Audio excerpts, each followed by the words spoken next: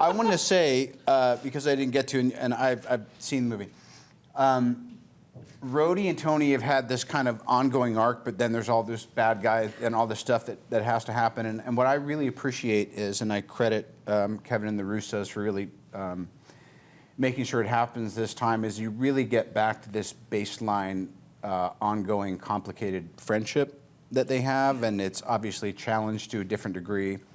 And I remember when we were doing that kind of resolution scene at the end and all that stuff. And that was before I saw Miles Ahead and realized that not only did I already thought you were great, but now I realize you're probably the most talented person I've ever been working with in a long time. Thank you, man. Present company included. You have a lot of hero versus hero fights in this, not just Downey and Evans, but I mean, a lot. And I was just wondering if you could talk a little bit about the process of pairing up those conflicts, and more importantly, how you integrated them with the story and turned it into more than just random slugfests. It's a complicated question. Look, we thought about. My brother and I always say that we love action. We're action fetishists. But, it's like for us, action always needs to be driven by a sense of character and a sense of story, beat by beat by beat, through the action sequence, or else you just lose interest in it.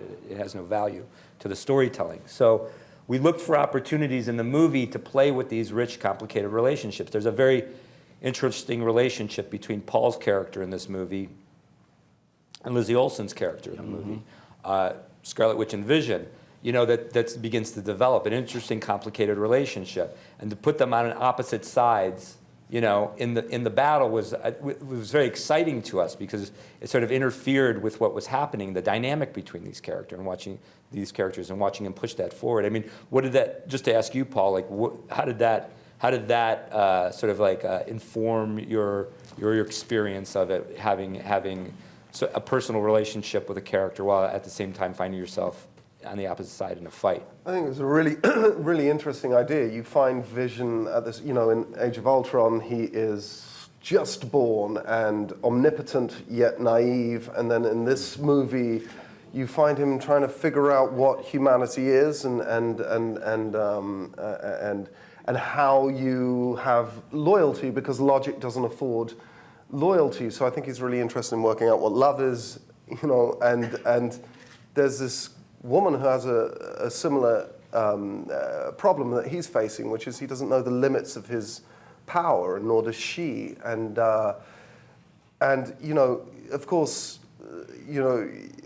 love can make you feel loyal. And at the end of this movie, I think it's a double-edged sword, because you see this his response at finally having a human response is. He makes a big mistake, which is interesting, and I thought it was a really deft piece of storytelling. So it was really fun to do, especially moving forward. I know your background with Revenge, and you were always kicking butt on there. And with this character, you just mentioned that you did have a little bit of a chance to kind of kick ass. But do you ever want to do more, since that is something that you're very familiar with and you did on Revenge? And yeah, look, I love it. I love all the physical stuff, and it's brilliantly done in these movies. But I also think, what's great about these films is you're also developing these characters over time, and so that's one element, that's great, but I also really enjoyed getting to really share Sharon with the audience as well, because we only knew her as Agent 13, and sort of explore that relationship with Steve. That was really interesting to me, because their relationship in the comic books was great and complicated and interesting, and we're sort of just delving into that now, which was really fun. So I love all of that stuff. All of it together is great.